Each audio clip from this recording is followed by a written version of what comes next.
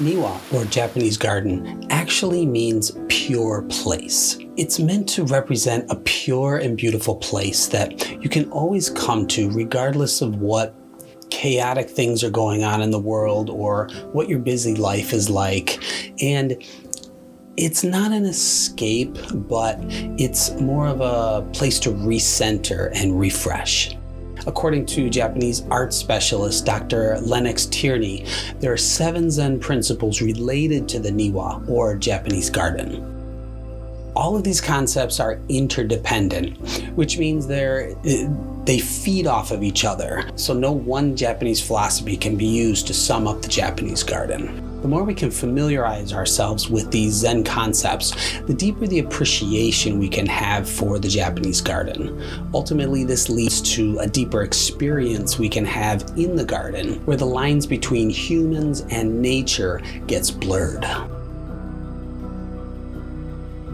Yugion, hinting at or alluding to the profound, not obvious. Yugion is a principle often seen in Japanese gardens where the design is encouraging the viewer to engage and use their imagination. There is a power in being subtle that conjures up curiosity and introspection. It's making use of the power of suggestion. It's not revealing something profound, but it's alluding to or hinting at it. Think of it in terms of when strong shadows hide what's going on in the background, or a path deliberately twists and turns, keeping you anticipating what's around the bend. Xizen, natural without pretense.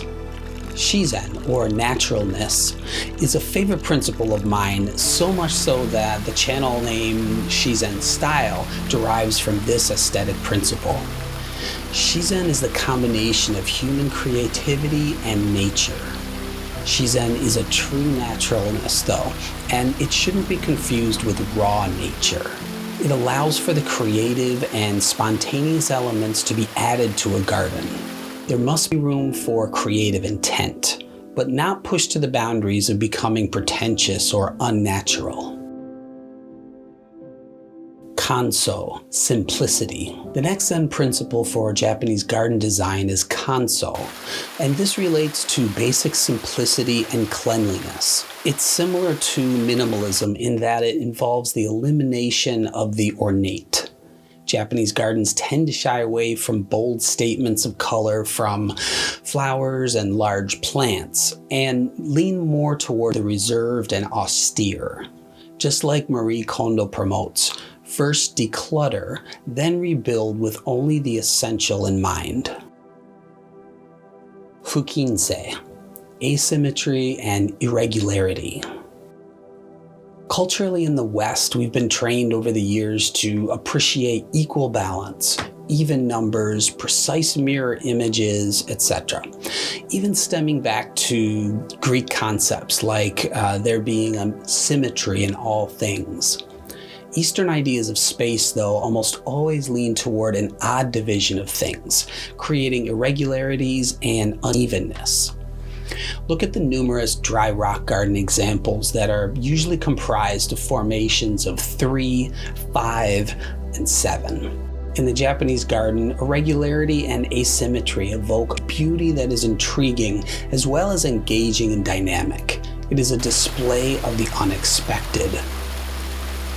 When you're designing a Japanese garden, or even when you're just observing one, take note of the spaces that intrigue you and see how asymmetry plays a role in that.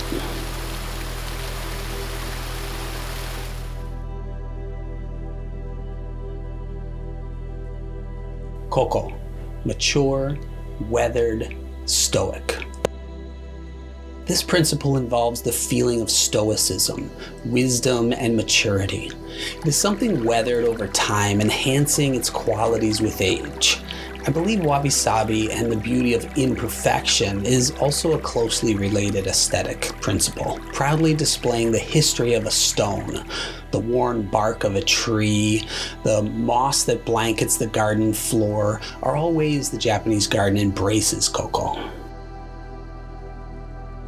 Datsuzoku, surprise, and breaking from the routine. This Zen principle pushes you towards appreciating and exploring the unexpected things that come up. Things don't always go as planned, and this is where creativity should be allowed to fill in the gaps to create something new and interesting. Datsuzoku shows that there is a hidden potential that emerges when we break away from convention, routine, and an established tradition. A great Japanese garden is usually designed and sketched out beforehand, but it is never built with blinders on. Seijaku. Solitude, tranquility. Seijaku is a feeling that the Japanese garden aims to evoke. It's a space of solitude, tranquility, silence, and deep reflection. A garden should bring you to a place of zanshin, or calm awareness. If the Japanese garden creates this Seijaku, it can become a place where the flow state is fostered. There is energetic calmness, there is movement, there's open awareness and no distractions. You have mental clarity, and creative inspiration is free to spring up. Although I do have a few favorites in here, I should reiterate that Japanese gardens are built with a number of these principles in mind. If you really go through and make effort to understand and relate to these philosophies, then you'll be able to apply them to other areas of design as well as your overall lifestyle. A closely related aesthetic principle is wabi-sabi, and I encourage you to subscribe to that playlist to do a little deep dive in yet another influential Japanese aesthetic principle. Of course, if you haven't done so yet, please subscribe and turn on notifications for the Japanese garden playlist that I have also.